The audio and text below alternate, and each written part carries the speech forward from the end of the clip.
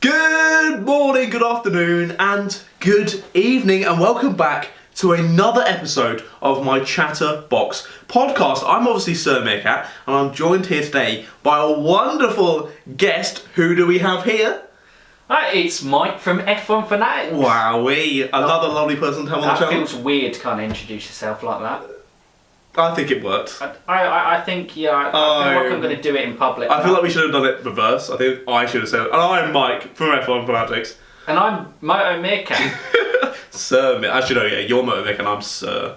Yeah, you don't get that title, even when you're. I feel like there's a process to get to that level. Good, exactly. Yeah, you got to work for it. You got to work for it. Obviously, Mike, lovely bloke, just generally lovely Formula One creator. We've hung out previously. When we did some stuff on your channel, we did a little live stream and driver ratings, wasn't it? Mm-hmm. After the second British Grand Prix, that was the 70th anniversary, was that? I believe, yeah, it was. Cool. Nice, that was good. That was good fun. So I thought, why not meet up with him again? I didn't mind him; he was alright. I thought we'd film a podcast as well, have a little chat about just general shenanigans. So, firstly, I haven't even asked, how are you doing, mate? Are you doing alright? Good, this mate. fine Sunday? I'm good, mate. I mean, obviously, we're on a Sunday, so we've just watched the Grand Prix today, and exactly. So Lewis Hamilton, a very closely fought battle in the Belgian Grand Prix. Really close. Valtteri Bottas was all over him. As Paul di Resta said at the end of the race, it was a nail biter. Absolutely. It was a real nail biter. Correct. If you can't tell, we're being sarcastic. It was shit. It was utter shit. Now, this isn't going to be going out the next Tuesday as we know it now. It's going to be going the Tuesday after. So we're going to have Monza in between now and then. So the podcast that's going out, well, that would have gone out last year, it gets very confusing this. The podcast that would have gone out last Tuesday will have my talking about the race from Spa in it. But we thought, we've just seen it today, we might as well have a little chat about it. So just a little chat about it. And there's going to be all the stuff about Monza on my channel talking about it anyway, because that's going to be a shit show for Ferrari as well. So that should be good fun. But yeah, talking about Spa. So yeah, what were your takes on the race, Mike? Just complete Mercedes dominance, wasn't it? Wasn't it realistically? Yeah, I think. I think it's now getting to that stage where it's relentlessly getting to me. Like I feel sorry because I feel like the more we go through races like this, the argument would be like Lewis Hamilton isn't that good. It's just because he's got the car type of situation, and we know Lewis Hamilton is one of the best of all time. But it feels like if it was a boxing match, the guy's knocked him out. And whilst he's knocked him out, he continuously relentlessly punches him in the face. That's what I feel like the F1 2020 season is, and that probably sums up the Belgian GP. Midfield battle was great. Ricciardo, brilliant. I thought he was fantastic. And Ocon as well, getting P5. I thought Renault were the standout, and Pierre Gasly, really good performance from him. Yeah, Renault, I was saying, Renault were looking really good this weekend, and I had a bet on for Ricciardo to get top three. Didn't quite do it. I think it was like one more lap and he would have got Verstappen there. Verstappen's tyres were off. Because he'd gone from like, when I last checked, it was like 11 or 12 seconds with like 3 laps to go, down to like 2 at the end. So very close. I'm lucky to Ricciardo there. And people were saying, I did see people on Twitter, there was the F1 Word said that he really enjoyed the race. What is he on about? Is he gone a bit cuckoo bananas? I think no. This is where I go, and I understand where he came from. I'm gonna go for this, okay? Because I think as F1 fans, like we guys, we're obsessed about it because we create content about it, and we almost have to lie to ourselves. They're like that. It's good, but there is, if you look at things in extracts, there are really good things within races. Like, there were battles like Kimi Raikkonen getting ahead of the Ferraris. There was some good wheel-to-wheel action. That just makes me feel sad. I mean, yes, it does. It does. But in terms of you looking at racing, there's some good action. A Rouge, I think it was Perez and Gasly going up. What a overtake that was from Gasly. Yeah. We've known from previous that Perez is not the nicest when it comes to pushing people up against that wall. But it was as you said, it had good bits in places with some good racing. But I think we lied to ourselves. Realistically though, we don't want the same bloke winning each there, and I think it's now just relentlessly starting to dig in, and it's not even the fact that it might be, it's just Mercedes, so it's like Hamilton and Bottas exchanging. Now it's just like it's Lewis. Like I think you could predict that finish for the next 3 races, and I think it will be it, bar mechanical failures. Yeah. Exactly. Yeah, that is so depressing, mate. But everyone watching is now officially sad. Great. And it would have been Positivity! fine. It would have been fine as well, because it would have been like, oh, but next year we're going to get the rule change, so it's fine. But now we're like, oh shit, we've got a whole another year of this to wait. Do you think that the teams have like checked out as well? I feel like everyone's checked out in terms Just of sort going of for 2022. They're like, oh yeah, we'll fight race to race. It's going to be the same. It's just going to be a repeat. But they're just like, well, there's no real point, because why would you invest that much money when there's budget caps and there's everything coming in 2022, change of regulations? Why would you invest money? I don't know. Do you think they kind of jumped the gun on 2021? Like, should they have held off pushing it back? Oh, that's a difficult one. Come on and just what were the specific reasons to push it back? It was more at the time of the uncertainty of what this season was going to be like. I guess they sort of had to make that call at some point, because the teams needed to know. Well, they need to know in a lot of time of where they're putting copious amounts of money towards. So I guess they had to make that decision quite early on, didn't they? So I can't really knock them for that. But I mean, hindsight is 2020, isn't it? And now we know that it's settled down a lot more. We still have the fans there, which is, so it's not quite fully back to reality yet, but we have seen it has gone back to normal relatively quickly and being okay. So possibly they could have had the change for next year, but equally I feel like it would be a bit mean to put on F1 and be like, why did you do it so early? Yeah. Well, I think they made the sensible decision, but I think in hindsight now, I think you'll probably get people go, maybe it was a bit early. I wish that they hadn't done it, but I can understand why they did. I think it's more of the thing of that. But yeah, as we said, with Spa, just a great track, but this race just really wasn't it. Oh, I was going to say about Spa being such a great track, would you say it's one of your favourites on the calendar? Maybe not after that race, but overall. I think it is. It is definitely, I think in most F1 fans' top 3, just because. Well, what about your top 3? This isn't the ChatterBox podcast with most F1 fans. This is the ChatterBox podcast with F1 fanatics. Yeah, it's in my top 3. I think you put up there, Silverstone's my top 1, just because I've been to it and I do always enjoy the racing from Silverstone in terms of their. Spa is usually number 2 for me, and then I don't know, 3's interchangeable. But I'd say Spa and Silverstone is. Yeah, no, that's fair. That's fair. Do you prefer Silverstone, the layout that they have now, or the previous layout with like bridge section and that? Good question. I think the track's very good now, actually, in terms of I think there's clear kind of overtaking spots. It's wide, so it kind of allows wheel-to-wheel action. I think the old section was good for old F1 cars, but I think the new track works really well. Silverstone's always adapted really well with Formula 1, I think, and I think the modern circuit is the best you could do for modern cars. Right, okay. I agree with you there that it probably has helped it for modern cars, but I hate it, mate.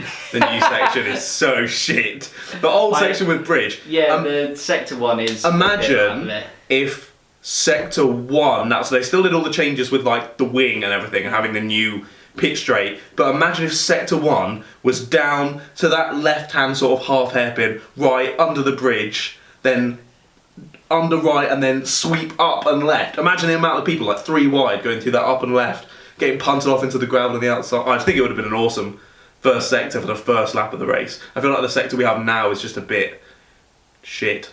It's a bit meh, isn't it? Turn 1 you can't really, is only exciting if it's the start of the race, and that relies on whether Valtteri Bottas wants to go for it or not, which usually is no. Yeah.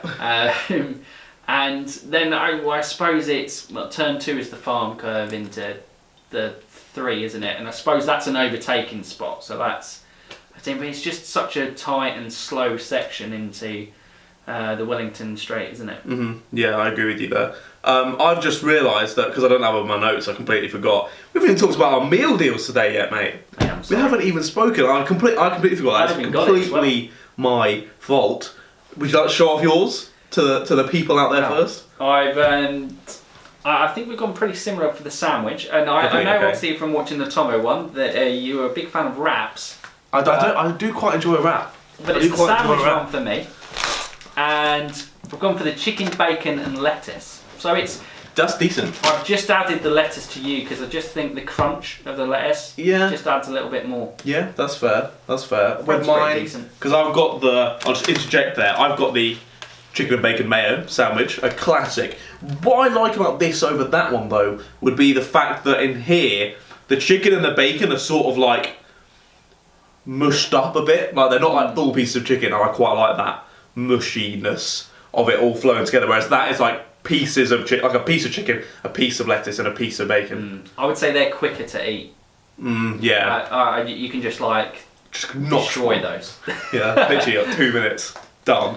But that's a good choice, I would say. I would back that approving of my Whether choice. the people out there will back it though is a completely different question. I think it's a strong one. I would agree. And what have you got to go with it? Well, oh god, you're not on the same hype. Okay, go for the crisps first. You see, Tomo, I saw, was like saying I'm salvaging it with cheese and onion McCoys, and I'm a big fan. I think this is great, Chris. What you were going on about salt and vinegar? Mate, salt and vinegar McCoys over cheese and onion McCoys any day. I think you're wrong. Okay, well then. I mean, you need to do a poll of some sort, because you're now outvoted 2-1. I am, but it is my channel, so I get infinite votes, I believe. I think that's how it works. I make the rules. This is like my house. Boris in Parliament. Yes, but I'm the head, so I get 10,000 votes. Thank you. And then Chris, you got the cheese and onion, which is very nice. But then I was getting very offended at you've joined Tomo on the water hype train. You see, I don't actually have any soft drinks. Never really have. Never. So it's literally I'm a very plain drinker. It's just kind of water plain drinker. And maybe some orange juice. I would advise anyone out there to not drink plains. They don't go down very easily.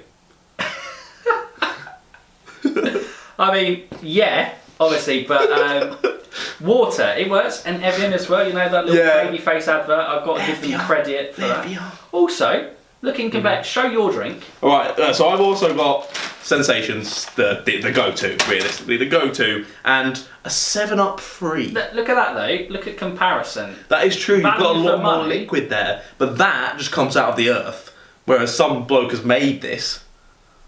So basically what you're trying to say is you support inventors and I'm just living off the land. Have you drunk some of this? No, I haven't. Why is it not full? Well, you see, there's like a huge gap missing. This is what you get. That is company conspiracy there. That's inventors. He's taken his own. I just open it. You don't get a good product. Look at it. That is up to the brim. The crack. There you go. See right there. There was a crack. He hasn't been drinking my 7-Up on the way here. I wouldn't put it past you, mate. I wouldn't put it past you. Oh god, I love the suspicion that's been kind of thrown at me in terms of. Do you mean stealing my drink? You will not have the drink. That would be pretty foul play. That would have been pretty. You should have messaged me because I wasn't wanting to get a 7-Up free. Not that it's a bad choice, but I had said Sprite. What you should have done is text me, gone, Meerkat, you will not have the drink. When you were looking at the meal deals, that would have been top quality banter there, mate. I would have been, but no, I got you the drink because I'm a nice bloke. You're very kind. I realised that you might be dehydrated during filming, and I didn't want you to kind of just collapse on me. Thanks, buddy. Because it feels a bit awkward in your house if that happened. I just collapse. You just carry on. You just carry on chatting on the podcast. That would be a bit odd. I can't lie. Especially waking up to edit that. What the hell's happened here? I'm just collapsed on it. Just half-hour takeover there. Lovely, lovely. Well, how did you think of our meal deals? What do you think? Let us know in the little comments down below. That would be great. But yeah, I did sort of interject that because I had forgotten. We were talking about tracks, and one thing I wanted to ask was, what track that isn't already on the Formula 1 calendar would you like to have on? And that could either be sort of a track that's never been on, or a track that has been on before, and you want to bring it back. Some nostalgia maybe of a track. No, don't have to name just one. You can maybe pick out a couple if some spring into mind. What are you thinking? Guys, track's always an interesting one because I think, well, obviously something like Monaco gets a lot of bad rep nowadays, but like I always think that's such a classic you always know by how the drivers talk about it how good a track that must be to feel like you nail. So I always feel like they're placed there, but because of how cars have developed, they're massive now. Yeah, exactly. It's so just it's so huge. difficult, and like if you try and overtake, what was it, Leclerc and Raskas, like taking out Nico Hulkenberg, was it? I think. Or Jensen Button flipping Verline. Yeah. Before I don't know any of the corner names. Before the straight under the tunnel. That one. Yes. The that one. Yeah. But yeah, so it's difficult. But I think something like Sepang in Malaysia, I think was very popular with F1 fans. Type of time of year that it was about. That's a good one. I think that's always a good one. And Yeah. some of the ones to come back the Nürburgring, I think could be fairly decent. Out of the new ones, and Turkey's always positive, and I'm really interested by Portimao. I've literally got written down full caps Portimao for me anyway. That'll be my choice. Portimao. I've got a chicken and bacon mayo sandwich, and I want Portimao to be back on the calendar. I see the little links there that we're making. Everything makes sense. Everything is mayo. The chair is mayo. I mean, wouldn't be a very comfy chair. No, it's You're quite tasty. Frozen mayo. Maybe Would frozen. that be? Oh, Frozen. imagine making like mayo ice cubes. That would be vile. No. just no. I was trying to go with you there. No. Right, let's forget about everything being mayo. We don't like that. So, would you say that your track picks there are more sort of nostalgic and from your past, of things that you remember being good, you want to bring back, like the Sepang and whatnot? I agree with you on the Sepang one there. That is a very good pick. I think those are the type of tracks that you go, oh, that was good racing. Everyone looks back at it. I mean, I always remember a quote of like Kimi Raikkonen at the last Malaysian Grand Prix. I think was asked, "Are you going to miss it?" And he like says, "We go from like the airport in typical Kimi fashion. It's like we go to the airport to the circuit. I don't really see much, so no." Yeah, that's very Kimi. I was like, all right, just completely forget the racing element. Yeah. He's never going to give you some emotive answer to it. He's just going to give you the very deadpan, it is what it is. Until he gets pissed, and then he's all over. Hey! Yeah. It's too good. But yeah, with remembering nostalgia from the past, how did you actually get into F1 to begin with? You probably even asked this before, but I would like to know the story as well of what happened. Was it when you were a little tyke? Well, it was always something that's on in the background. I think this is like everyone's one. They kind of have some in the background. So I remember my earliest memories are remembering like Schumacher, and funnily enough, like a Schumacher at Monaco or something. I remember going into the pit stops and then going off. I couldn't tell you the year or what race it was, whether he won it or anything like that. But I just have a strong one of that, and obviously, you're wearing it. I sport Arsenal. Hey, I don't. Just to put that out there, I was just wearing it because he's going to be on. And I was like, pop this on then. So just get football jerseys out. Football. I've had so many people. You know, I wear that Fiorentina shirt. Yeah. So many people that message me going, "Oh, do you spot Fiorentina?" I was like, no, man, I don't think I've ever watched a Fiorentina game in my life. I like the shirt though. Yeah, I just think it looks like a cool shirt. Yeah. To be fair, I'll give you that. It was fake. £10 off eBay. I mean, there you go, lads. That's something that shatters dreams. I'm a fake boy. Yeah, clearly. Fake channel. Fake. Do you even like F1? Or is that fake too? I'm going to turn my channel into an equestrian channel in about 6 months. Cool. So yeah, fair enough. I think just getting the users in there. It's an undervalued market. Getting the subscriber count up, yeah. I can really go for it as an equestrian channel, I think. But, right, we keep going off on far too many tangents, mate. Yeah, let's stick to Formula One. How I got into it. Main one I first properly seen, and I remember vividly, was 2005 with Fernando Alonso. Because I remember like Ferrari always winning, and so probably like how a young fan would view it now. Like that Mercedes, you'd kind of be like, oh, why would I watch that? The same team seems to win. But obviously looking back now, that actually period for Ferrari, despite the dominance, there was actually some good times in there as well. Yeah, I feel like you probably everyone looks back on it with a bit of, what's the word for it? You look back on it better than when you were looking at it when you were actually there. So people look back on the Mercedes dominance now of more being like, wow, that was so amazing, that was so good. Whereas I was actually in it now like, fucking hell, it's so boring. Let it end, please. Genuinely, so. But yeah, so Fernando obviously changed rivals. They had obviously the big rule change in 2005. No, young me had no idea about that going in, but I was like, this is cool. And then it was a fight between him and Kimi, which funnily enough have been two drivers that I like quite a lot during the time. And for whatever reason, I got hooked by winning that championship 2006 there, and I kind of been hooked throughout. And then as the years have gone by, the obsessions just kind of got more and more to the fact that we now talk about it on the internet. Yeah, you weirdo. What would you talk about on the internet? What a goofball. Why would you do it? What's wrong with me?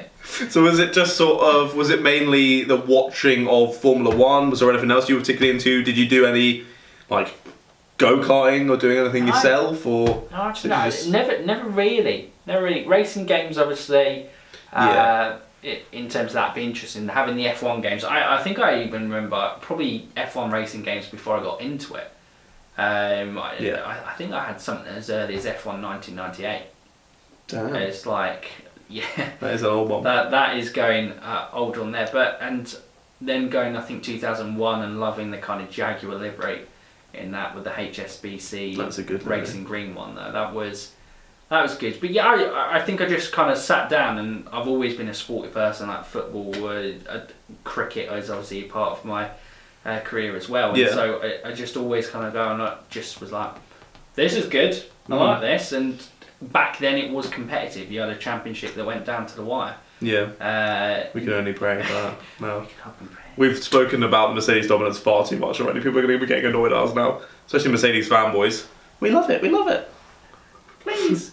But yeah, you were saying about other sports, football, cricket and stuff. Was it more of that when you were a kid? Was it F1 was sort of more of a side thing, and that sort of I'd say cricket and F1 I got into at the same time. Right. And I went through a phase literally of football was kind of the early love. Dad loved football, took to Arsenal games, you kind of go and you be like that. And then you'll know, mate, that I'm about 5'7", 5'7", so short arse. But I was a keeper growing up, so I got to around about, I think the age, going big goals, about 11, and then they shoved you in a full size goal from like the mini goals, and you go, oh my god, just kept like pinging it top corner. I was like, probably shouldn't do this. So when I played out, and then our teams kind of A and B teams gelled together, and then we were quite good. Like we would go top of the league. So when you're a kid, you're like, I want to be winning. That's good. You think you're good. Yeah. And you're at your local league, and compared to anyone, it'd be nothing. But yeah, the A and B teams kind of gelled together. Our good players mainly left. Numpty stayed, and we were like losing like 20-0. And I remember it's the last game of football I've played properly 11-a-side. I literally just like, a kid was going through, and this was like 19-0 or something stupid at the time. Kicked him, got red carded, just walked off, went home. Never came back on. I feel like such a like diva. That's it. I'm done. I'm done. To be I'm fair, out. To be fair, you held up your promise of I'm done at 11, and in your 20s now you're still like no. I was open still to new sports, done and so cricket and F1 kind of came into play more. Yeah, that's fair. I remember. I have a memory from when I used to play football when I was younger. I remember we were at a game, and it was still. I can't think it would be 11-a-side because the pitches were definitely too small. But I have a memory of I hated going in when there was a corner. I didn't like going in the box. I was scared I was going to get hit in the face with the ball. So I'd always stand outside the box and wait and be like, I hope it was just going to come out to me. And this time it did. So it was it was like a corner to the other team, and I was stood outside, and they kicked it in. It got hit out. And I just had it, and I was like, oh my god, and there was no one else, it was like dying end of the game. So I started running towards the opposite goal, and I'm like, I don't know, an 8 or 9, little fat kid, sprinting towards this goal, and there's these other kids who are much shorter, like 6 or 7 years old. This kid was pacing up behind me, and just as he got up behind me, I was just like, right, I'm never going to make it to the goal, so I just kicked it as hard as I could. Top bins, mate. Absolutely smashed it. I don't know, I think we still lost the game, I don't even know, but in my eyes, we won. On that day, a legend was born. Exactly. Pele 2. Was that part of your knighthood recommendation? It was, yeah, that was the specific reason, actually. Scoring from the halfway line, top bins, that was it. It definitely wouldn't have been a full-size pitch, and I think I could have even made it to the goal. Even at this age, to be honest. It's amazing. You always kind of look back at kind of stuff like that. You go, wow, how amazing Was I? Yeah. Your You parents are probably looking- embellished it a lot more in your head as well. It probably wasn't as amazing as I remember it. Just kind of bounced a couple of times, hit a kid in the face, bounced a rebound on the post. Yeah, several kids tripping over. Parents going, oh, he's not going to shut up about this. Like, Mum, Dad, I've done it. I've made it. I'm going to be a Premier League I just player. ripped my top off. Yeah! Definitely something I would have done. Definitely something I would have done. But yeah, you did all this sport when you were younger. What was school like for you, mate? I'm guessing you had sort of normal school upbringing. I'm guessing you've always been in Surrey as well, because we're both in Surrey currently, if you didn't know. Yeah. I'm guessing you've always been in school in Surrey and Yeah. had pretty standard. Any sort of outstanding school moments? How did you do? Were you a particularly good student, Mr. Brainy Boggs?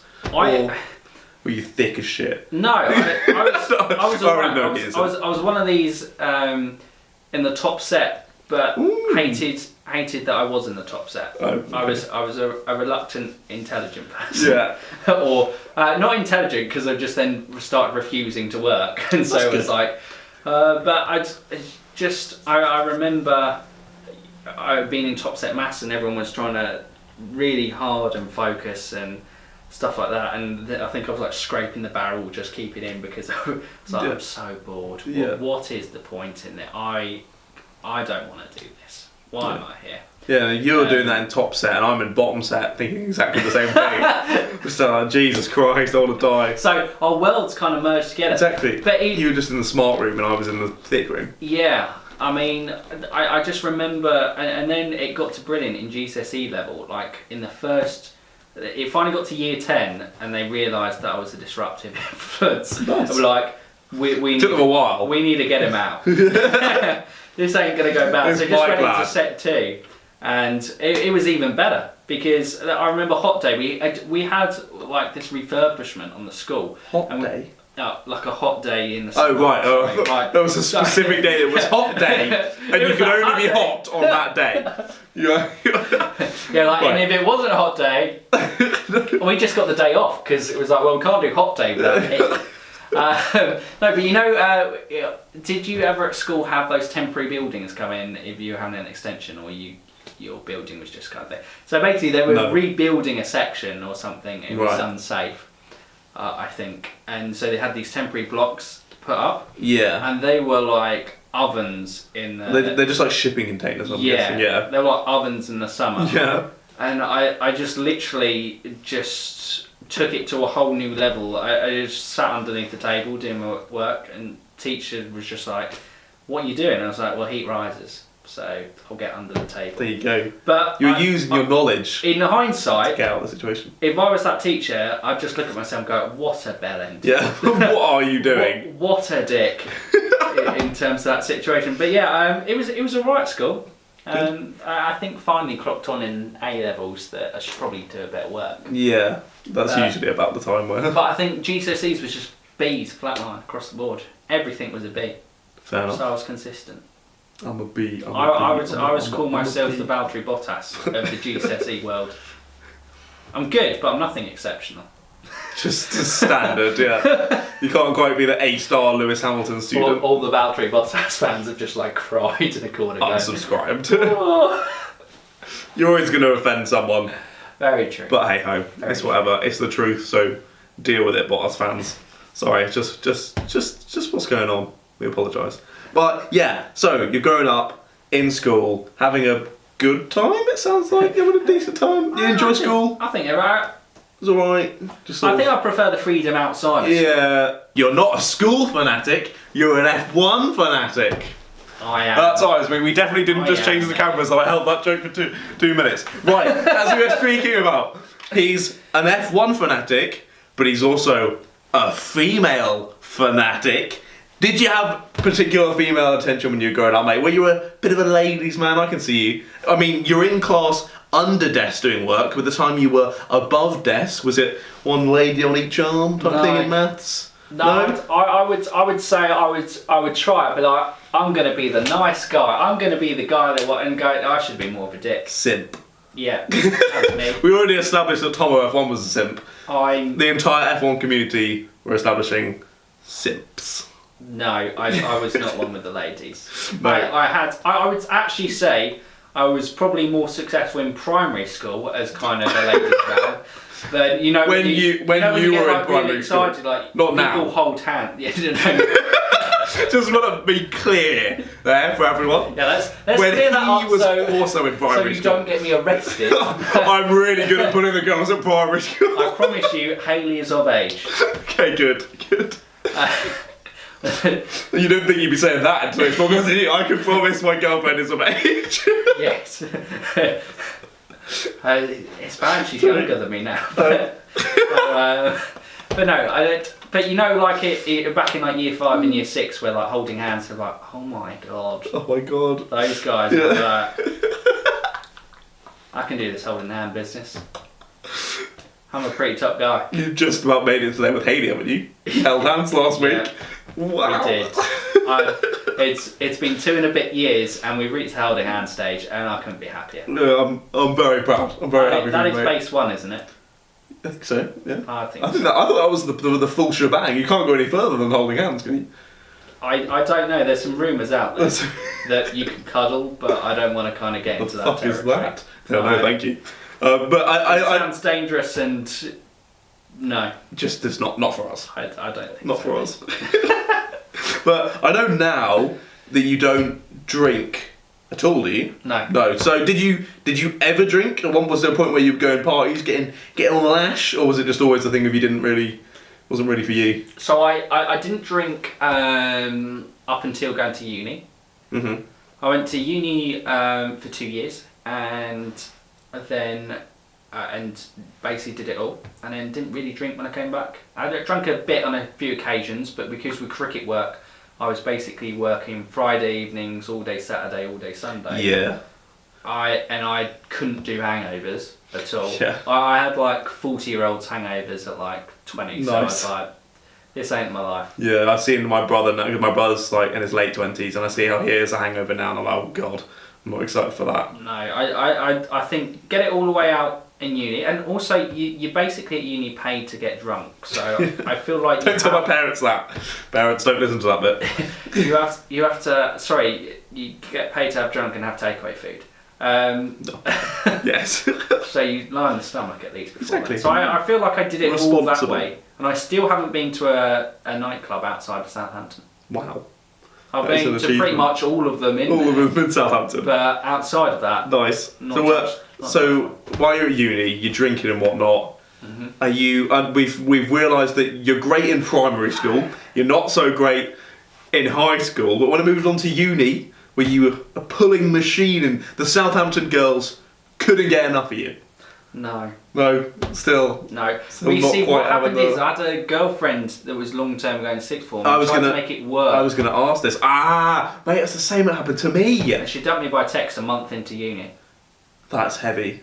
And then for the next year, I basically tried to get, was trying to go, we can make this work. And then a year later, Simp. it didn't work. And then,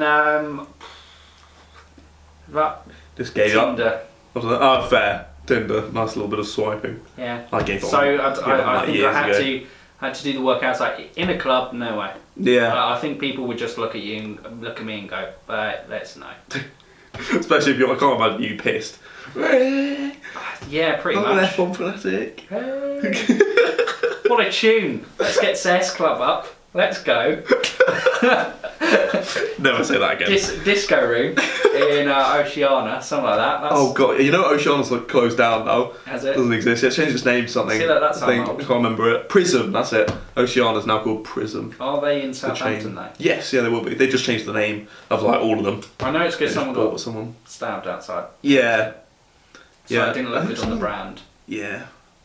That's just nightclubs, though, isn't it? You just try not to be the one that gets stabbed. Um, That's a motto. Come to a nightclub and try to be the one try that doesn't not get to stabbed. be stabbed. We should be their salesman. I was going to ask, you've already kind of asked it, of if Hayley was your first girlfriend. As we now know, she wasn't. No. You had this girl previously, but how did you end up so you ended it, well, the girl ended it with you at university, and that fizzled out. what happened with Hayley? So you left uni before you met Hayley, didn't you? Yeah. Yeah, and then how's this come about with the lovely Hayley? I'm sure she's going to be listening, so She is. I'm going to try and I'm sure she walking is. on eggshells here, try not to be too rude. No, so we met on Bumble. And, Really? Yeah. Amazing. So that's Success I was story trying to be. for your swipage. I There was you trying to go. be nice because obviously on Bumble, it's the woman has to message first, and is Hayley brilliant. hadn't figured out this, Oh, and it almost expired, and then she was like, "Why do I get all these matches on Bumble and nobody messaged me?" And then her people said, "You've got to message." So that's the whole point of it. So she did, and then so I was dear. the first one she did. So maybe she's just you're the first accepted. one to back. Come on, here we go. Oh, is It was like, fate? oh, this guy's here. Like, let's just talk to him. Or maybe it was fate, mate. You know, Maybe it was. She just meant finally to worked be. out how to use the app. Yes, Just at as the she was right able to- time. Yeah. Imagine if it just expired. Yeah, You never know. no, but yeah, and our first date was pretty funny because I was playing cricket that day, and I think I turned up 15 minutes late to pick up from the train station. We went to Merlin Carter Steakhouse. Bloody hell. Big bucks on the first date. Jesus Christ. Jeez, yeah. So we went Miller and there. Carter. So I pull up at the car park, and I'm a bit tired from the day. Wasn't really paying attention. Not aggressively, but drove into the car park fence a bit. Nice. So I was like, I don't usually. I thought you were going to say drove into Hayley. I was a bit worried there. No, I picked up Hayley. She's in the car. It's fine. Okay, But good. at this point, she's going. Maybe I should. Maybe this guy's mental. And especially her dad's like a driver as well. So like What? a taxi driver. Right, okay. So- Her dad is a driver. His He's job a is to drive. Drive. Right, Well, taxi essentially, driver. But yeah, Yeah, driving okay, was going okay. to, so I was like, oh no, this must be going wrong. But we have dinner, and basically it's going well. And we basically go, oh well, you know, spend a bit more time together. And we go on top of Reigate Hill, and that night there was like a lightning storm, but no rain, so really weird. So you sing like That is cool. lightning, but it was really cool. And there were some like nuts in like a caravan who were like camped, clearly knew it was like a thing, and we're like, right, this is weird. Yeah. But anyway, we were just doing this talking, chatting, listening to music with the car. I left the car keys in. You can see where this is going. It gets 3 a.m. in the morning. I go, I should probably take you back. So Oh, no. we're about. So this is 6 hours into the date. So this it's gone well. So Oh, it's good. mate. But turn to car. Not starting. Oh, shit. Battery. So got to ring the AA. But of course, at 3 a.m. in the morning, the AA isn't too respondent. They said they're going to be there at 5:30. Oh my god. So she ends up having a nap.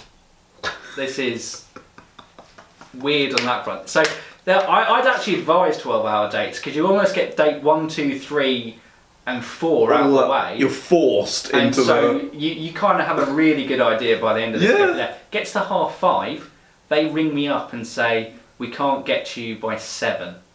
So we're now going to 7, and they get here and literally arrives pretty much 2-minute job Yeah. of bang, Just recharge yeah. battery, and take her home. I think I got home at 8. Oh and I my think we kind of God. so it was like a 12-hour first day. Did you have work the next day? I think I did. Oh my actually, yeah. god.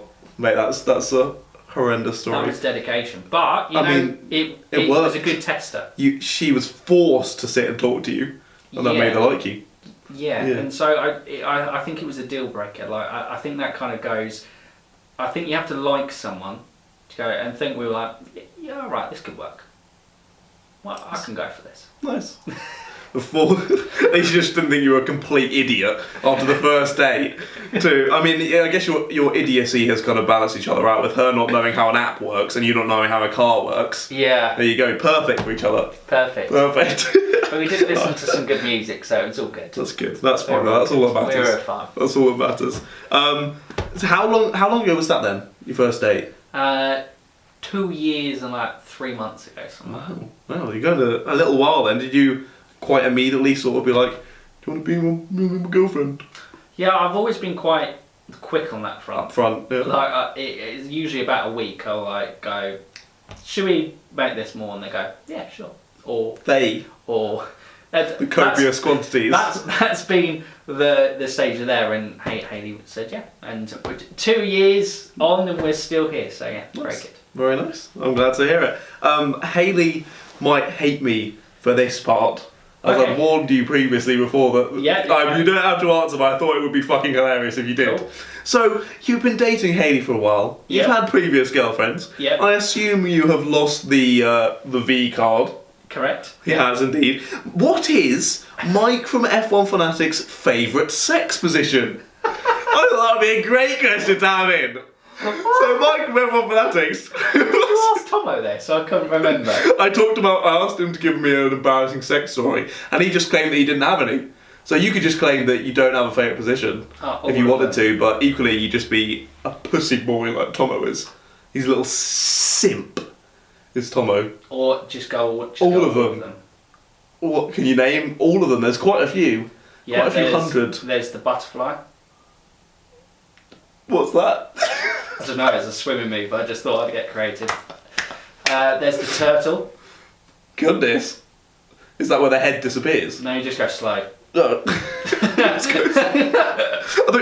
Wait, did you say turtle or tortoise? Turtle. Turtles don't go slow, it's tortoises that go slow. Well, the turtle's gone slow. It's just the slow turtle. Perfect. Mike from F1 Fanatics' favourite sex move is the slow turtle. And if you don't know what that is, he's going to give a rendition now. No, I'm joking. It's on the floor. Here is this pillow, John. No, please. And this pillow will never be the same again. Jesus Christ. What a great way to end the first half of the podcast. Brilliant, thanks for that, mate. That No is problem at all, lovely. buddy. Maybe I'll be able to find out off camera what it really is. Probably not. There we go, fucking hell. End this part immediately. Join us after this short break where we'll be chatting all about different stuff to do with Formula 1, stuff to do with Michael, and just general fun stuff, so be sure to come back.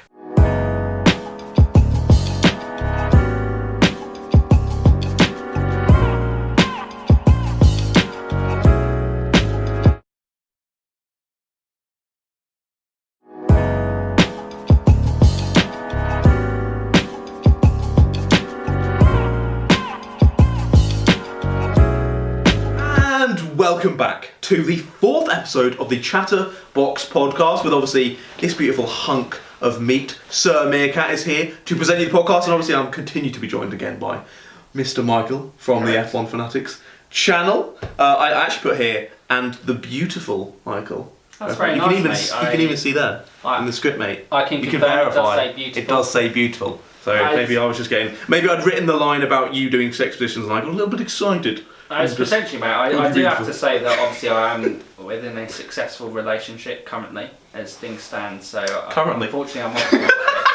Yeah, mate, I've got people. That's the word. I had someone slide in my DMs today and ask if I was bisexual or gay.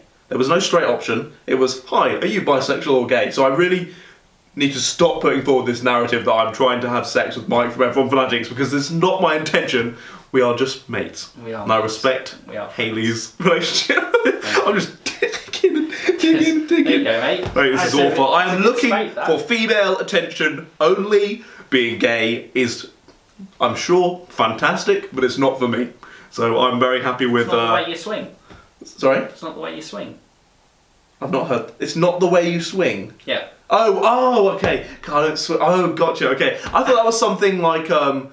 it's not the size of the boat, it's the motion of the ocean or something. I thought you were going down that tangent. I was getting very confused. Right, let's stop talking about sex. Let's talk about... Right, I've written down here. We've talked through your female interest. Now we'll talk about your other interests. So why not have a look at YouTube? That's what we're on right now. So when did you first, come across the site? Do you recall when you first sort of started using it? I think I came across it with Stephen came across it first, I'm pretty sure. Right. And I think I may have been aware that you can go on YouTube and see clips of things. This might have been like sport clips. Yeah, this is like what sort of age are we talking? Oh God, I don't even know. Maybe about 13, 14. Okay. Yeah, that's pretty standard. Type of thing from there. Yeah, before then you just had the mentality of like a 60-year-old, but it's like, well, that's the place where you get funny cat clips, isn't it? Yeah, that type of thing. Yeah. But I remember like Stephen watching kind of gaming YouTubers, and I think first when PewDiePie was starting to kind of maybe kick off a little bit. Yeah. And also KSI. I remember the early days. I was a massive KSI fan. KSI fan, and you know the Akin Fenwa stuff. Yes. Akin Fenwa is in form. I love that. What a brilliant video. No, that's great. I've actually written down here. I thought you might have been a big Zoella fan. No. Actually, you seem like you might be. No. Putting all the makeup on and. I did date someone who was. Really? Really, and Sakona Jolie's. Oh yeah, they're like a family. That shit, yeah. True Geordie. True Geordie always, but True Geordie always goes on about how he hates them because he can't stand the family channels, like putting your children on camera. He's just a bit weird.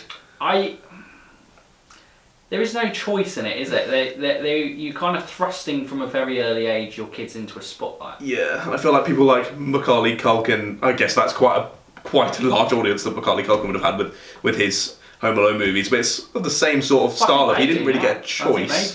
Yeah, he didn't really get a choice of whether to be in the spotlight or not. And then 10 years later, he's absolutely fucked.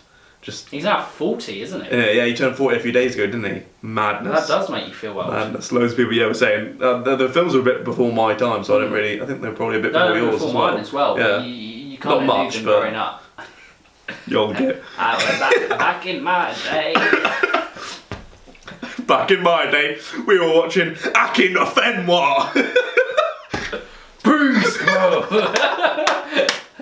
He's made a great career out of that. Yeah. I'm pretty sure How has he made a career? His football career on there. How has he made a career when he was making Road to Bestiality 2014 FIFA videos? What is that? Yeah, mental. Anyway, so we were watching. Yeah, you were watching. Oh, sorry, Stephen was watching gaming videos and stuff. Did you end up just sort of watching that with him and then getting into it yourself? And then like the KSI, I think the Sidemen, the GTA 5 stuff was pretty. Oh yeah, I remember that.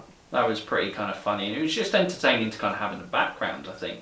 And I think that was the first, I would say. There was two categories, I would say, of YouTube growing up, which was the gaming scene, and then the kind of the family or lifestyle-y people. And I didn't really have any interest in watching people go about their life, everyday daily vlogs type of thing. It was more just because me and my brother loved gaming growing up.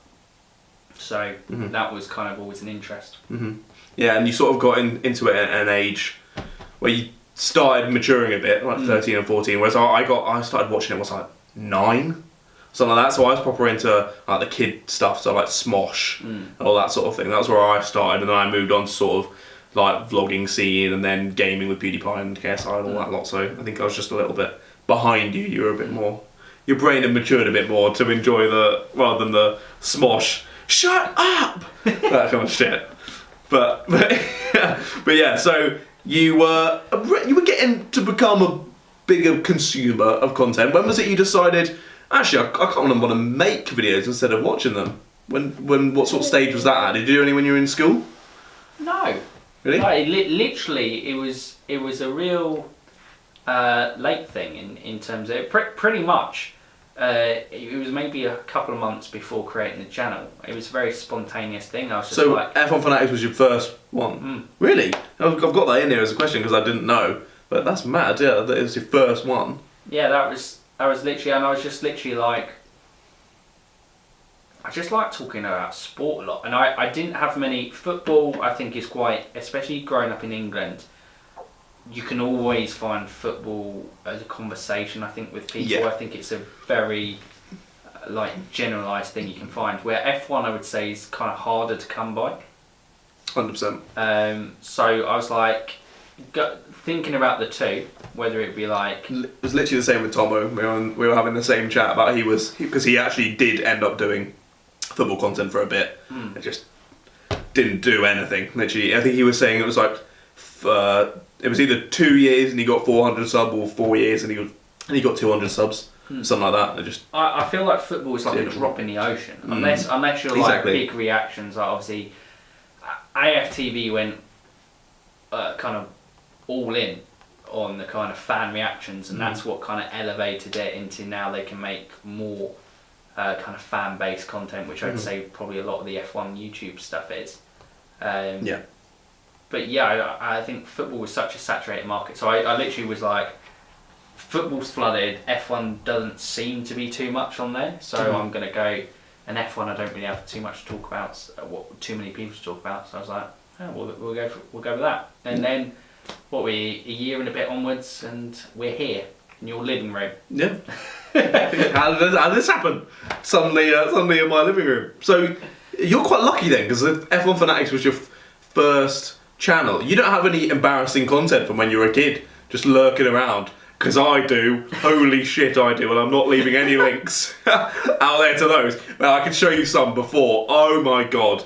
If you can find it, you've earned it. If you can find it, like, fair play, go for it. But otherwise, I think I'm going to do a little reaction video in the future at some point. It's good to hold that in the locker, I think. Don't worry. I know. I've got like 3 channels of old content I can use. We can just literally go back to our race preview, and it's just our old videos aren't really embarrassing. I would just kind of say they're just poorer made videos. Yeah. Well, I was going to talk about, because I did have a little look at your first video as I was sort of researching the script for this. But firstly, just with your channel, how did the channel actually come about? Because you were saying sort of you had a thought a couple of months before of what you were going to do and what you would think you wanted to make the channel, but you weren't too sure. Firstly, how did you come up with a name? Secondly, how did actually the channel end up happening and you ended up recording that first video? So the name actually comes from Hayley, because me and Ash literally had a conversation, I think on the Sunday before the British Grand Prix. And we were like, I was like, I'm thinking of making a channel, do you want to do it with me? And Ash is Hayley's brother. Yeah. And we were just going through names, and then Hayley was like, what about F1? And she was just like reading off and like, what about F1 Fanatics? And we're like, oh, actually that works. That works quite well. That's quite easy to make a brand logo type thing on. Yeah. So I was like, yeah, we'll go for that. And then obviously the old kind of logo of the F1 Fanatics cartoony writing and the cartoon car on that was the long. Well, actually, I think we went through that. I think the original one was a little cartoon man waving a checkered flag. Yes, it is. I remember seeing those in the old thumbnails. Yeah. Yeah. So we just, and then the car came in, and then obviously recently we rebranded to the kind of silhouette figures and just a bit more. The best one of the text. yet. The best one of yet, I would say. Yeah. Definitely. That's good. Yeah, definitely. I much prefer the old one. Oh damn! God, now I'm gonna go back. I remember when you were looking at changing it, I remember you sent me a little thing of a couple of things, and I was like, no, mate, definitely that one with the little cutouts and whatnot. Yeah, that was good. That kind of worked the best. So, and then literally, it was like, should we do it? And I was like, yeah. So I think we then filmed the Thursday, and I think it was on my phone. Right. That was uploaded, and it took like ages to upload. Yeah. And then the first ever picture is one from my camera that I took at Silverstone the previous year. I think it was a Mercedes. I think it was Lewis Hamilton. Right. And with some kind of crappy, the basic text you get on editing a photo on there and just went there. So that's how it came. Yes. It was literally spontaneous. I would like to say that I'm a well thought out, planned person. Yeah. But I literally just kind of just go for it, jump in and see where you end up. Yeah, I've got try it. and improve each. I've got it here. You are correct. It is indeed Lewis Hamilton at Silverstone with some text that is barely visible because the colours are just bad.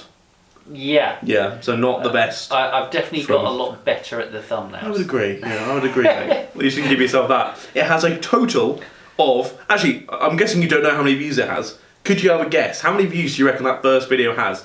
A British Grand Prix preview from, was it 2017? I think it had some views kind of go back on it. I think it's around about the 82 mark. Oh, he's close. 88. There you go. A smash hit, some would say. Because I know it had around about like 50, 60 when it started, and then I think some people when they come on the channel just... Especially with go back on the back. You can go on and just click from newest to oldest, so they immediately see the first one and you just click that one. So, yeah, but I was watching it, and I hope you don't mind me saying, I don't want to be too mean, you are quite awkward in it.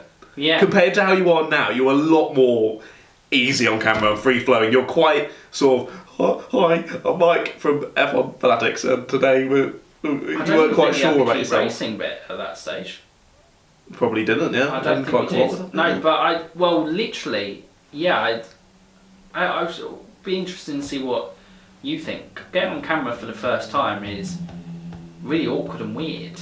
Like talking into a camera, it feels weird. See, that's what I had. So I've made like 8 channels since I was like 12 or something, just making different crap content. So that sort of slowly allowed me to get more comfortable in front of the camera. So when I made this channel, it was pretty, not easy, but came to me easier to begin with this one. So yeah, jumping into the deep end with F1 Fanatics being your first one, I think your progression has been very fast. What you've done in like 2 years, what took me like 8 to actually get comfortable. I think also it probably helps the careers that I have in terms of being quite forward facing. Yeah, things. It's almost like a performer and presenting, and once you kind of get used to sitting in front of a camera, it's quite easy to just do that and do whatever. Becomes natural, doesn't it? Also, I have to say, it has 88 views and it has 1 dislike. That first video has 1 dislike. If you're the man, you did it. I can't believe it. It wasn't me. I swear it wasn't me. What a bellend. Imagine you actually went on. It was me. I'm like, fuck. There is no way of checking though. So you're anonymous. It's true. You're anonymous forever, but we know who you are. Anomalous. Anomalous. Anomalous. Yeah. That's exactly what you out there, undislike the video and like it instead. Naughty. Bad people. So Meerkat is the thumbs up connoisseur, I would say. The thumber. Yeah, just so when you came on the live stream, we somehow managed to get more thumbs up than people actually watching. It works! I didn't even know what was happening. Because if you just thumbs up now! If you just ask, people just do it, but then even when they leave, their thumbs up stays there. So then even when it's going up and down, the thumbs up just keeps going up. Have that. Even when they leave, they don't take their thumbs up with them. No. They leave They it. leave it with us. So it's perfect. And also, in that first video, the lovely Tara makes a big appearance as well, which is great. That hasn't changed over 2 years. Still got. Is it 2 years? 3 years? I would say she's actually the most fame hungry out of all of us. She does. You look away and you're like, oh no, my cat's trying to get in. She gets in, walks across the table, changes her mind, goes in front, and then just sits in front of you. And you can see you're thinking like, what's this cat? This cat's sitting in front of the bloody camera. I was like, but I didn't know how to kind of. I was like, at that stage. You're like, you didn't want to do is it Alinity, I think, where she just grabs the cat and yeets over her shoulder. There was a wall behind you, so that probably wouldn't have been the best thing to do. No. First video, lob a cat at a wall. But it would actually be interesting if someone was actually, I say sad enough, if someone's dedicated enough, that sounds nicer, to go back and see how many video appearances she's made, either by physical appearance in the video or by meowing in the background. It would be interesting to know the percentage of videos she's done it. I reckon it's probably quite a few. Yeah. That would be a serious task for someone because, well, according to YouTube, you have 373 videos on your channel. Yeah. So I guess that includes live streams and everything as well. Yeah, live streams. But bloody hell, that's a few, mate. So that would be a lot for someone to go through and looking at Tara. But if you're a real fan of the F1 Fanatics channel, you will do it. So... and you will gain a mystery surprise. 1 dislike to your video. That's the mystery surprise from me. So yeah, out of those 373, obviously that's quite a few questions. Any standout moments? Any virality in there? I did have a look and see that most of your video was a track comparison. It was Hanoi and Singapore? Zandvoort. We massively cashed in on the Dutchies. Nice, of the new track coming. That's on like 8.6, I think it was. Yeah, that's still our most successful. And the thing is, to date, I think it was an okay video, but I don't look at it and like if I was like going to, I wouldn't have gone. That's the video. That's the one. Yeah. And it's just you'll know it's so random in terms of completely you'll random. put so much time into one video and go, wow, I feel really happy with this, and you go, you're like, I want everyone to see this one. This is the one I'm proud of. This is, and it gets like 20 views. Like, oh, like, what? How's that happen? And you make one. I've had a before where I put like so much soul into it and like really going for it. It's just done dead. And then the next week I've just whipped up a video in like a few hours. Just been like, right, cool, that one's done. Out. Just I need to do a video for this week, and that one fucking bangs and does super well. I'm like, What? Why am I putting all this effort into this one when this one's done so well? It's like the breaking news videos in terms of. Yeah. I've steered away from. They are easy and they're easy. I'm not a view whore, but I don't decide to do them. Also, I can't be asked. Because you have to just like pump it out, just get that title in. You can just be 10 minutes of white screen, it's fine, but people are going to click it. Well, yeah, literally, it's crazy. Like, I think the most one with Vettel recently, I think it got like 2.6 views. Yeah, in like in like a couple of days. 6 views. Someone came on and went. Someone who's 0.6 of a person came on and went, I like this one. Yeah. Oh, but only 0.6 of me liked it. 0.4 of me thinks it's trash. You clickbaity dick. That's less than most people watching your videos, to be fair. So. Yeah, true. Actually. I'm joking. Brutal. Yeah, you were saying with the Vettel one that went relatively viral recently. So yeah, so that's obviously breaking news, and that's quite terrible lighting, I think, because it was early in the morning, so half was like shaded face, half was there. And nice. I think what I said was all right within it and relatively concise, but you know, you don't really feel, I think, rewarded in those type of videos. Yeah. And the reactions and stuff like that, and trying to steer away a little bit towards it as well. But yeah, it's crazy. Like the Driver Diary series, I really like on it. There, and our most popular one is Grosjean versus Magnussen, and it's because it got shared in a Danish, and we were about to go to Vegas with Haley's family on holiday, and I was like, oh, we've got this video that's blowing up, and this was literally about us kind of almost getting to 100 subscribers as well. I think it got us pretty close back then, but yeah, it was crazy. I was just like, this is weird. That was the first kind of what is going video. on? Yeah. They were like, this is crazy. It keeps going up by lots of views, and just the Danish people like, Kevin! Kevin's getting the love! These people love Kevin, yes, he's better than Grosjean. Come on, Kevin! And I was like, yes, my Scandinavian brothers, let's go. Scandinavian brothers. the Scandinavian F1 brotherhood. Fanatics, a Scandinavian screen. Scandinavian brotherhood on the F1 Fanatics channel, lovely. But I also wanted to ask, with the channel, you said you set up this video camera and asked Ash to come over do this video with you. Why didn't you do it by yourself? I'm a very selfish man. I do my channel all by myself. I don't know, I feel like I have this perfectionist, I guess, in me that wants me to be doing everything, because if I don't do it, it won't be right, sort of thing. Why did you want to have someone else there as well? Was it more sort of because of the type of video you wanted to do? You wanted to have sort of that debate? I think I looked and I was like, you weren't the F1 debate show though. Yeah, there's a lot of individuals. But I saw the F1 debate show and I was like, these guys are shit. I can make better content than that. No, but I was like, no, that's good in terms of, me and Ash were always kind of talking about F1 when we were going over to Haley's anyway, and probably much to our frustration. It's like, shut up, I want to see you, stop talking to my brother. But yeah, so he was come across there, and then obviously for the main bit he's there, and he still comes on from time to time on the channel, but he's got a new job now which is taking up more of his time, and then seeing the emergence of Stephen, my actual brother, and go for that, and I just feel like I bounce off people better. So Stephen liked F1 anyway, I'm assuming. So why didn't you get Stephen in? Why did you get Ash in first? Does Stephen not feel hurt now? He's the second. Yeah. He's the second choice. Unlucky Stephen. I actually think Stephen was a little bit. He was probably like. Maybe he's just clout chasing. He saw you were getting all these Danish subscribers. Yeah. He wanted in on that. I think he was probably a little bit like.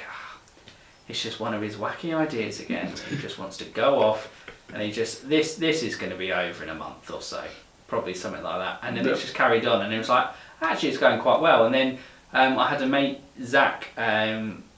Who I did the F1 Fantasy weekly podcast started with.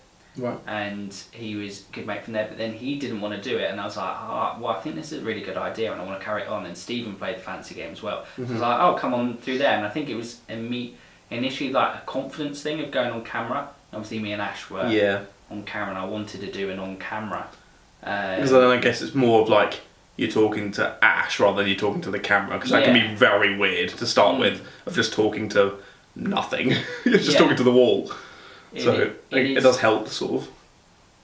move you into. So yeah, maybe it was just a comfort blanket type of thing in terms of you kind of feel like, and I feel like initially, if you probably look at the early videos, like it's just me and Ash talking to each other. I noticed that a lot more in the first one, the Silverstone one. You're literally just like, yeah, so I really thought there was this, and you just, like, none of you looked at the camera at all, and I was like, this is awesome. Oh, you're here? Yeah. Hi!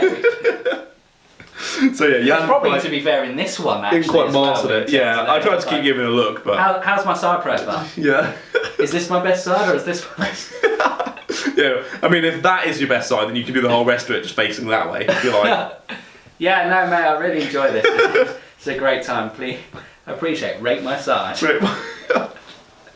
Right.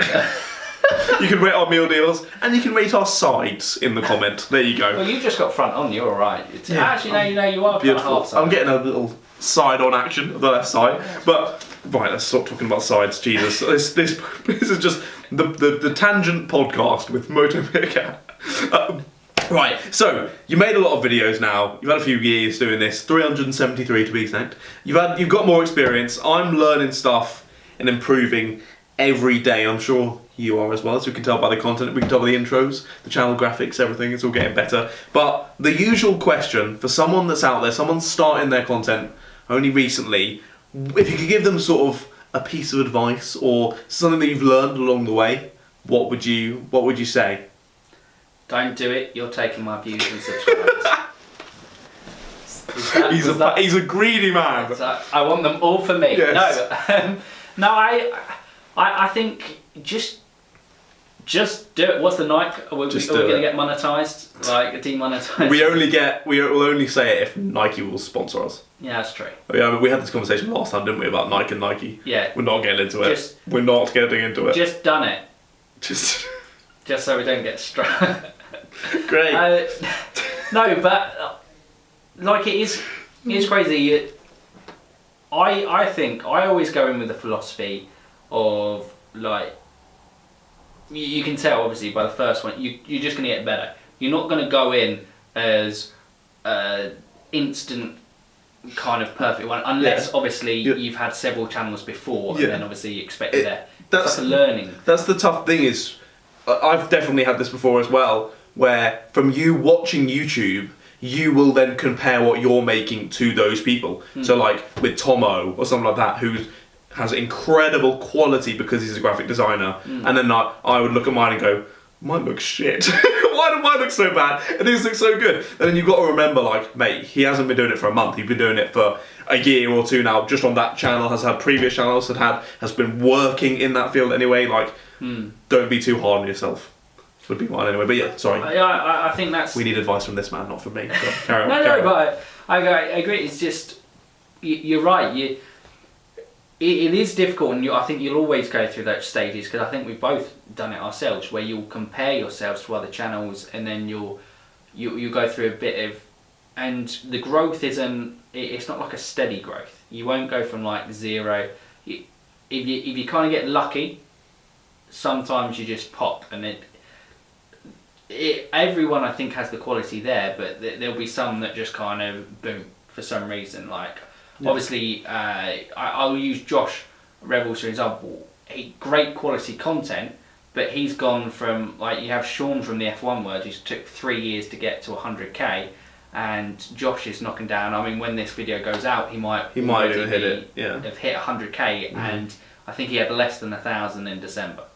That's mental. So he's just gone meteoric rise. So it is just a kind of a bit, and you just ride the waves and low points, and try not to do that. It's those kind of low points, you've got to just keep going for the enjoyment. Don't make it for the views. Yeah, if you are just making it for the views, you're never going to carry on, because you're going to have that month or 2 months where it's just not doing well at all, and you feel like, oh, well, why is mine doing so badly when this person's doing so well, blah, blah, blah. But you will get that good month, it will come. So you just have to wait it out. But then you were saying with Josh Revel, again with him as well, you can see his improvement. If you go back to his first videos from like December, January time, they weren't that great. They were still very good content, but when you compare it to now, with the animation he started doing, just how he puts his videos together, they've been slowly increasing as well. So don't just naturally compare yourself to those polished videos that he has now. If you be on a cliche, it is a journey. type of thing in terms of if What you've should I got write a down? word. It's about the journey and not the destination. I've written it right here. There you go. We're so predictable. That's a line from an Aerosmith. So song. Life's a predictable. journey, not a There destination. you go. Well, what a lovely line to end that section of the podcast on. We will move on to the fan questions, the part everyone loves. And Mike has a lot of fans, as you would know. Obviously, He yeah. got loads of questions over on my Instagram, so I've picked out, well, sort of 4.5, really, because someone's got 2, but one of them's sort of just taking the piss at the Right. end. So we'll was jump. That you? Were 3 by you? It actually and- wasn't me, somehow. Yeah, I know I take the piss a lot, but I thought I'd rather take the piss in person, rather than going 2 layers of taking the piss online, than using it in person to take the piss online. That would have been a bit much, mate. I'm not that bad, but there we go. Right, first question is, also, this will be, oh mate, my brain's getting fuzzled, because I've recorded a podcast with my dad a couple of days ago, but that's going to be episode 6, and this is going to be episode 4. So this is really messing up my mind now. But in my dad's one, I say it as well. So I guess this is a spoiler. This is weird. Like in my dad's one, I said how Twitter is really not doing bits. I got no questions on. I think I got like 2 or 3, and they just weren't that great. So everything on here is off Instagram. So Twitter, Mike, can you just tell the people on Twitter that they need to up their game? If you communicate on Twitter, then you need to follow Sir Meerkat. Not only because he is Meerkat royalty, in terms of that, but he has something really worthwhile to say, and his message is always from the heart. Fuck Tomo F1. That's my message from the heart. See, that is what you're missing. That's what you're missing on my page. Usually there's some sort of weird flirting going on with Tomo, or just talking about calling him a chode or something. Just funny. Or was that Tomo who called you a chode? He called me a chode, yeah. I would never use such derogatory language. Well, it was pretty. I felt for you there, man. Thanks, mate. Thanks, right. Just- Right, fan questions. Fan questions. The first one is from Ricky Red on Instagram. He says, which... Robert Schwartzman. Ah, wow. I bet that's a shock to you, and you haven't heard that. It's a huge shock. We didn't change the camera. Like, carry on. So yes, Schwartzman. I said about you don't think that he needs another year, because obviously he's only just jumped up from Formula 3 to Formula 2. You think he can then jump straight up into Formula 1? I think he's just one of the golden boys, and I think, for me, he just finds a way of performing at each level, and I think there isn't really much Robert Schwartzman's going to gain from competing another year in Formula 2. So if he's going to make it to Formula 1, you might as well just throw him in. And I don't think, as harsh as it is on Giovinazzi, because it's so difficult with the Alfa Romeo being so poor, but he's not really... I mean, he spun out in the race a couple of weeks ago in Belgium. Oh, he had a massive crash today, mate. Yeah. A huge crash Just today. lost it. Lost it all by himself. But it was just a weird... And was he odd, lost wasn't it, it? and he Yeah. lost it at Spa the previous year. Yeah, on the when he last was lap, gonna was like get 2 laps to points. go. Yeah, Exactly. he binned it in the wall straight off. But that one today was odd. It was like he'd already, you could tell on the camera that the back end had already gone, and then mid through it he started correcting it, but he overcorrected it way too much, and he span back off the other way, and then big crash. Yeah, and he hasn't done enough, and especially the age he is, you feel like one of them's going up. Callum Ilott, I think it would be hard to look against him if he won the championship. Mm-hmm. I think it might be between one of those two. Whoever wins, obviously you're forced to, because you can't compete again in F2 if you win it. So I think they'll probably go through that. But Callum Ilott, I just feel like his face doesn't fit. I feel, as harsh as that sounds, clearly very talented, and I think he's doing amazingly. He's been one of those drivers who is going, well, you look at compared to his Uni Virtuosi teammate Guan Yu Zhao, Callum Ilott is going, look, I'm the guy and I want to get to F1. Yep. And I think you've got to respect that and what's there. And Mick Schumacher, I feel he will get there just because of the pure fact of his name. And I think that's and he does, and the guy's talented. I think he's still got a lot to learn, consistency wise, but I think overtaking wise, natural raw speed at times, his starts are really good. Yeah. I think he can definitely learn and adapt. I mean, you just have to look at someone like Lance Stroll. Given time and support and backing, in like a lower field before then progressing up into a good car, then you can put in competent performances in a Formula One, and if he could do that in Ferrari as a support to Charles Leclerc winning a championship and he wins the constructors. If that's how it happens. Just think of but Ferrari always find a way of, if they have a bad year, they kind of bounce back a couple of years later. They don't tend to go. Especially with a nice rule change, I'll be very happy to see that. Yeah, you expect them to do that. So those would be three. Renault, obviously, we know not this year. Williams, Latifi, and Russell were locked down.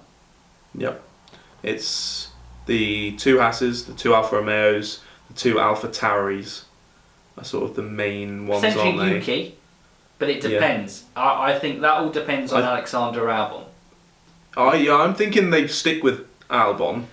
The only thing is, if Albon doesn't improve from what he's doing, because I won't get into that too much, but what he's doing is not good enough for a the second best car on the grid. I really dislike at the moment how everyone's going, give this seat back to Pierre. It's like, bruh, how have you not learned this just doesn't work? I'm just moving them in and out, Mine is just like, do what you did when you were successful. You had an experienced driver in Mark Webber, and then you had your prodigal talent in Sebastian Vettel. Max Verstappen is clearly the top talent. Go and get an experienced guy who's outside the programme, who can just help. And my biggest argument is, would Mercedes, so they're the top ones, they're who you aim for, if Mercedes had an option, would they sign Alexander Albon? No. If they wouldn't sign Alexander Albon, why should you sign Alexander Albon? That's true. That's a good way to think about it. And if you use the comparison, they had that option in Esteban Ocon. They could have signed Esteban Ocon, but they went, Valtteri Bottas is experienced, he gets the job done. He does it's what not we need great to do. for us because in a 2-man championship, but if Ferrari or Red Bull were up there, he's perfect. It's better to have Bottas there than a teammate that could genuinely challenge. Oh, that's going to annoy a lot of people that like Bottas, that could genuinely challenge Hamilton properly at the top, because the setup that they're in now sort of guarantees them that 1-2. Whereas if he was like properly there every race on the back of Hamilton, then there's so much more chance of them crashing, having stuff come together like Rosberg and Hamilton had in their years together. But yeah, I agree with you on the F2 choices. I think the perfect scenario for Red Bull, and it wouldn't see Yuki Tsunoda being, and I think he would probably benefit with having an extra year, would be Max, experienced driver, aka a Perez / Hulkenberg. Then they would say that they're spending so much money on Verstappen that they can't afford an experienced driver. They have to get younger. Well, that's what they're going for. Albon's a cheap option.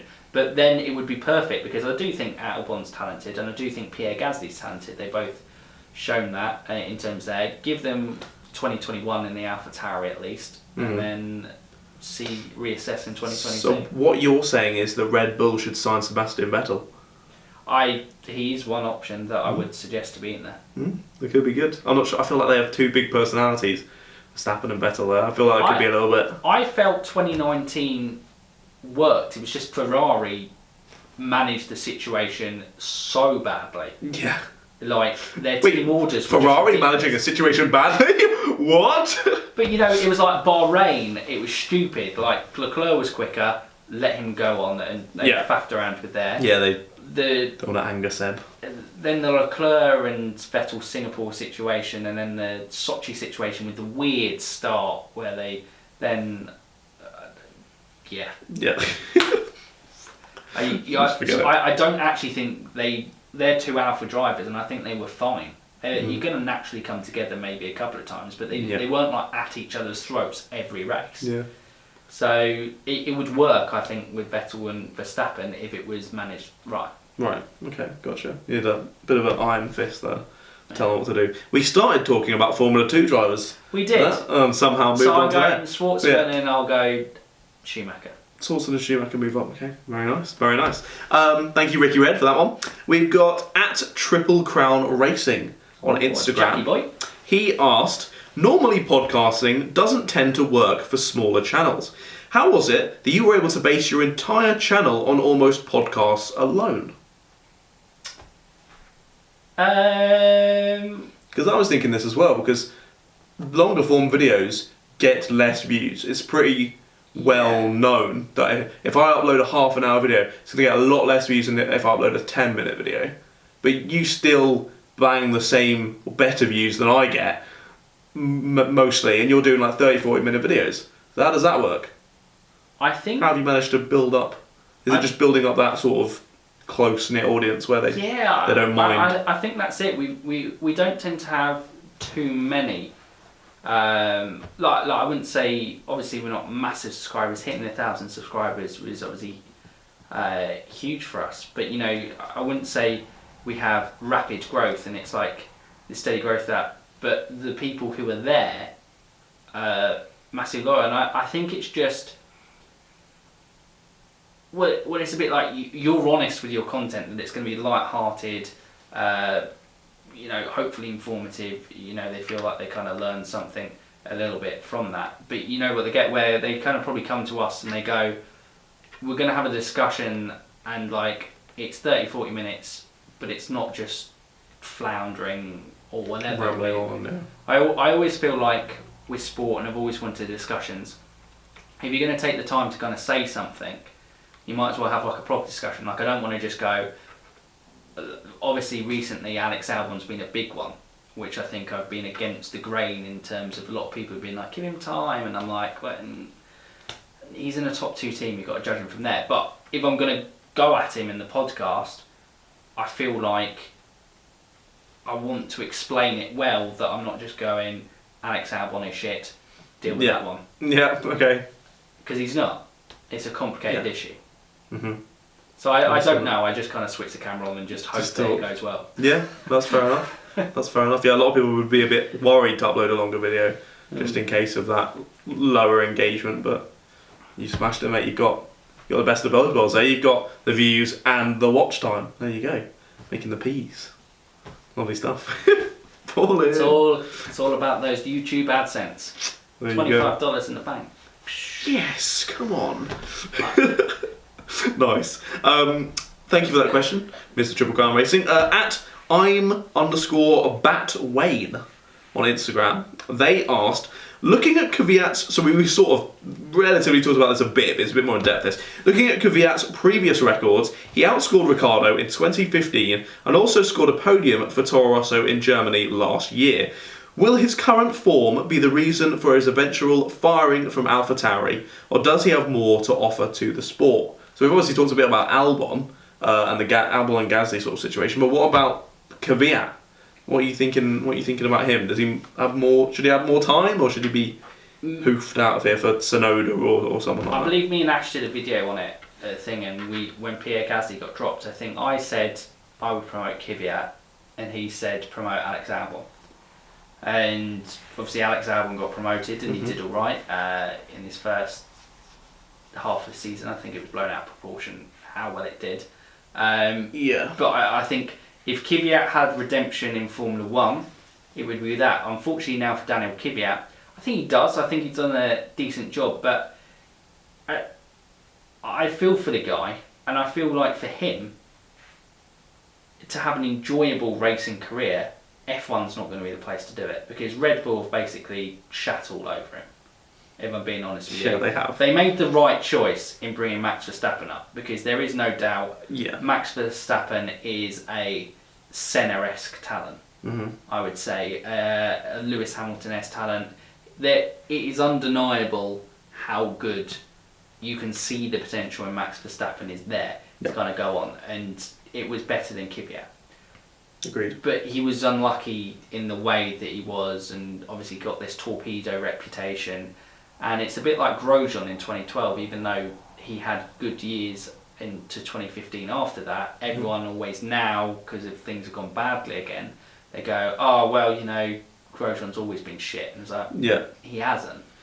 So I think Kvyat, now people go, oh, well, he's never been that good. And I think if you see, we do driver ratings, and I think I've seen other kind of YouTubers collate a score in it, and you look at Daniel Kvyat and he's like averages around about 5 or 6, and he's had some pretty good races this year at times, and he's been unlucky with like punches or stuff like that.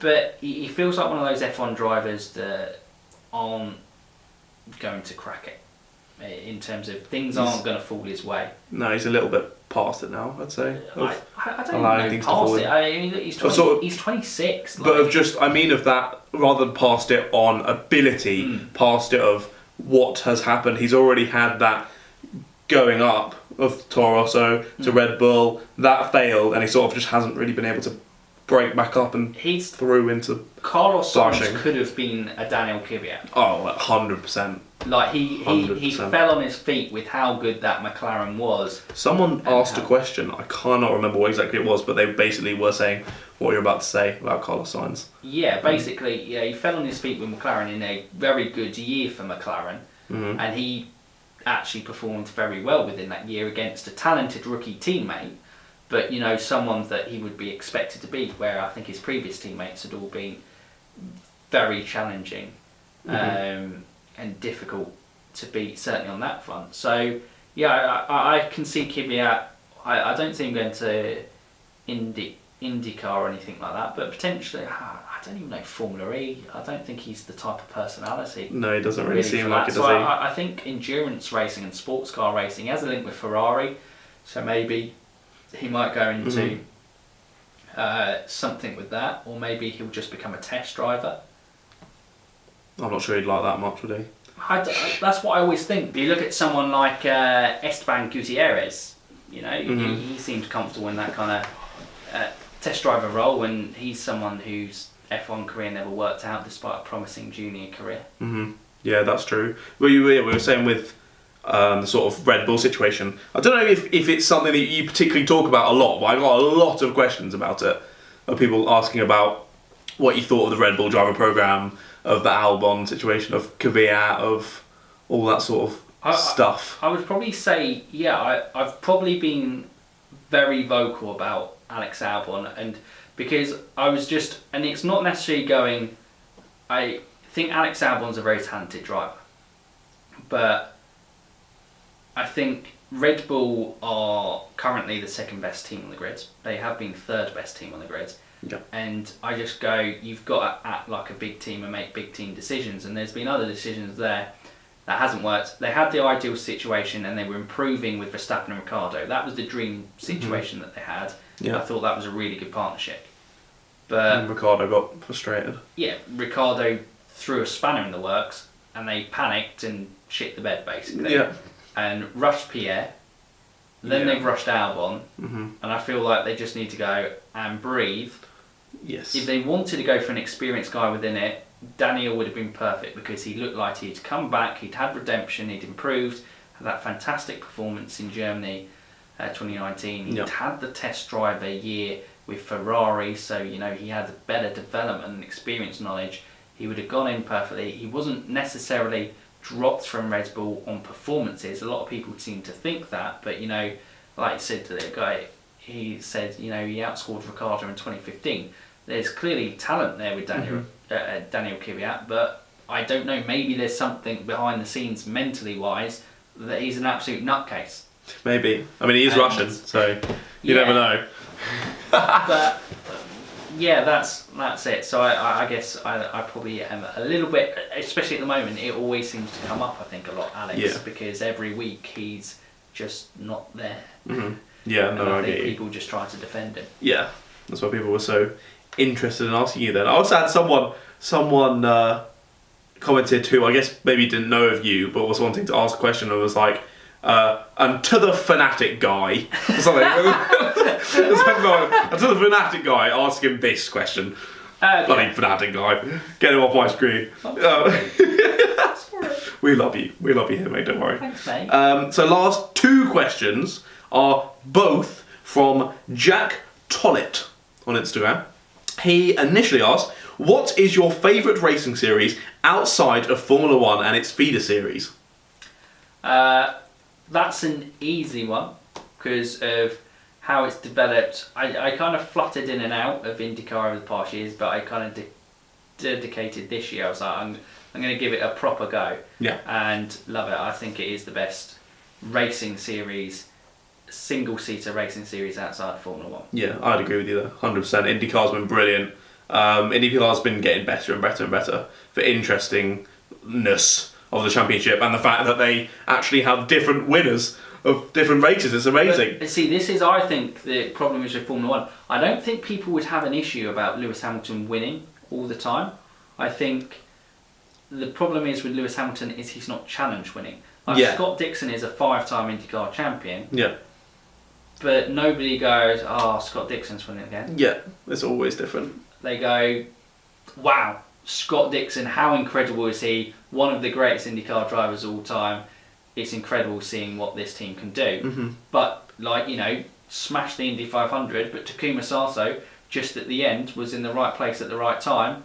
Bang, takes advantage of it. Yeah, but I think we talked a little bit last time I saw you about IndyCar, because I was saying I just don't rate the oval ones at all. Like, I'll try and watch the road races live, and I think there's one actually on right now that we're missing. So is bit it a sad. road race, or I think it's another oval? Is it oval? It was an oval because I caught up this morning of it, which was the first Gateway race. Is it okay? That was a good race. I've no idea. I just knew there was an oval. I just knew there was a race today, but I don't really watch the ovals live. I found them a little bit dull. But the road races, like I saw the one at, oh god, what's it called? Road America. Yeah, I was gonna say I think it was Road America, something like that. And that was a brilliant race with loads of parts and everything going on, loads of crashes. It was just class. I thought it was great. Well, I've been getting into a little bit of GT3 racing as well, and that's more from my enjoyment of sim racing and racing the GT3s. I've actually started enjoying watching them now as well, and then also British touring cars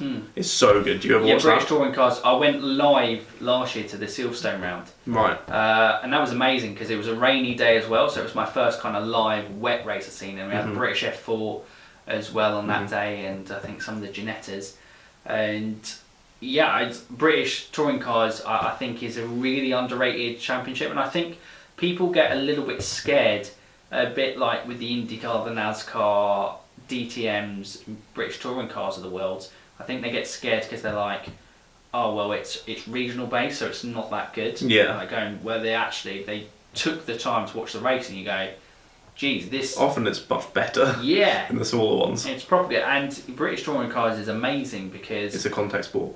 well, it's like Formula 1 because it's a contact sport, but you've got so many different manufacturers, and That's true. you've got BMW with Turkington in that, who's a bit of a monster. Yeah. But you've got like 3 races in a day or something, like stupid, and you've got so much action, different winners usually in a day. And reverse grids for the third race. Or the second race, one or two. It's one of them, and there's so many different manufacturers, and it's really interesting, I think, to go on that. That's good. But yeah, what would we say then? Our favourite outside of F1 is IndyCar then? Would we say? Easily. I need to get more into it. I watched the little highlights, and their YouTube is pretty good. Not quite as good as F1, but pretty good at doing and they also, I quite like how they do the fast forward like 5-minute one, and then they do the fast forward like 30-minute one in case you want to watch like a decent amount of it, but not the full hours long race, which is good. I like that from IndyCar. Well done. And it gets you watch time up on the channel as well, so IndyCar are very smart, aren't they? Smart lads. And then final question, again from Jack. Do you like baked beans? I'll eat them, but I don't actively go and search for them. I don't think I've had a baked bean probably 10 years, I'd say. I don't remember the last time I've eaten baked beans, if I'm honest. They'll usually be if I've gone somewhere and you have like a full English breakfast. Yeah, that'd be the only thing I'd. They're really quite grainy, just in tomato sauce. I'm sure they'd be fine. Their texture is just a little bit weird. I haven't had them in so long. I don't remember. I just know that anyone that gets baked beans at KFC is a certified nonce. That's all I know. Literally, biggest nonces get baked beans at KFC. That's just wrong. Don't you think? Baked beans with fried chicken? It's not for weird. me, mate. I'm there for the chicken. Exactly. I'm there for the chicken. For the real thing, not the bloody baked beans. I think the only time I may have got baked beans is because they said they were out of all the other sides, and they were like, "We have to give you a side." Baked beans. Was like, "Okay, I'll have that." I didn't eat it. Yeah, fair enough. Well, there you go. At least we can both agree on baked beans at KFC. That would be weird. It's not. Thank you. At least man agrees with me. But we will end it on that captivating topic that is baked beans. Thank you very much for joining me, Mr. Mike from the F1 Fanatics channel. If If you haven't already, make sure you click the link. It'll be top line in the description. Go and subscribe to his channel because he makes brilliant content. But yeah, obviously make sure go subscribe. He's one of the most passionate people that I know on Formula One. Ferrari, yay! Grazie ragazzi! Passion, Ferrari. Yeah. Basically, and he's absolutely mental. Yeah. So make sure you. That's what everyone was expecting. I loved it. Whatever, mate. That was great. As I was going to say, he puts so much passion and effort into his content, into his love of Formula One. So be sure to go over there and have a look. And you can find, if you search, I guess, F1 Fanatics Moto Meerkat. We've got a couple of videos that we've done together on your channel and on my channel. We do. Stuff you can have a watch of. F1 Worldwide episode. There you go. I think we got suppressed because we did talk about the elephant in the room. Oh, yeah. COVID. Don't you dare say it, naughty boy. We're not allowed to speak about it. The thing that travels in the air and kills people that we have to wear a mask for. That thing. Probably oversimplified. You made it sound like a demon. Oh, you're dead. Oh, you're dead. It just picks people. That's you. You're a goner. No, not me. We shouldn't be joking about this. This is terrible. We apologise. But if you weren't too offended, you went there. Go over and subscribe to him. But yeah, that's great. If we try and forget how rude we just were, are you able to sell your channel to you have like 20 or 30 seconds to try and sell the channel to my viewers? Thank you, mate. It's a pleasure as always being on. Make sure you obviously subscribe to Moto Meerkat first of all, because they're just brilliant F1 fans, I think, and your content is very enjoyable and easily to digest. Thanks. That's what Easy you want content. as a tagline. Moto Meerkat, easy to digest. Easy to digest. That's what I use as my pickup line in the club. That one's got layers to it, man. That one's taking a real turn. Right, okay. I've got the same colour as my top. F1 Fanatics is basically a channel where kind of in-depth F1 discussions, I'd kind of say, is the key on there. We kind of take time, talk about race content, try and get a live stream in a week on there. We have our kind of wacky motorsport manager live streams as well, which are just mental. I've been watching some of those. Your home for F1 fantasy content, because that's not really covered. So if you're interested in the F1 fantasy game, we obviously do a weekly podcast every Wednesday on that. But yeah, I think that pretty sums up. If you love F1, hopefully you'll love F1 Fanatics. You definitely will. So yeah, be sure to go over and have a look at that. But again, thank you so much for watching or listening to another episode of the ChatterBox podcast. If you're on YouTube, drop it a little like. If you're on Spotify, drop it a follow. If you're on Apple Music, rate it 5 stars because you really loved it. So yeah, that's brilliant. Thank you everyone for watching, listening, doing a lot of good stuff. I've been Sir Meerkat. We've had this man, Mike, alongside, and we're saying bye. We'll see all of you Meerkats later.